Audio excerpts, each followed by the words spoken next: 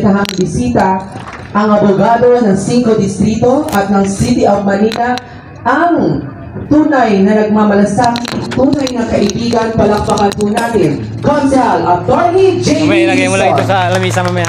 Magandang gabi po. Unang-una sa lahat, sa ating station commander ay... Yes, ito naman yung ating Konsehal Attorney J.B. Hison. Si Noel Am, Abdullah, Morhan, Ibrahim Kaisi at sa lahat po ng ating mga bisita ngayon. At sa inyo pong lahat na naririto, magandang gabi po sa inyong lahat.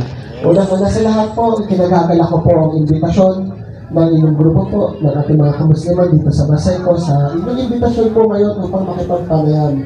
Para po kasi sa akin, napakamahalaga po ng pakikipagpanayan po ng mga tauhan po ng gobyerno sa ating po mga residente. Kasi po dito po namin nalalaman ang mga bagay po na kailangan ng ating mga residente. At dahil po dyan, may kwento po ko na mamaya mag-ibig sa isang magandang balita po sa inyong lahat. Na itong kwento ko, ito po isang konkretong example ng magandang nanudulot ng panayam mula po sa mga residente, mula po sa ating mga kapatid na Muslim po na sa gobyerno, na nagre-resulta ng isang bagay na kakapanilabangan ng lahat. Noong 2023 po, nandito po ako sa Baseco, nagbibigay po ako ng legal advice sa ating mga residente.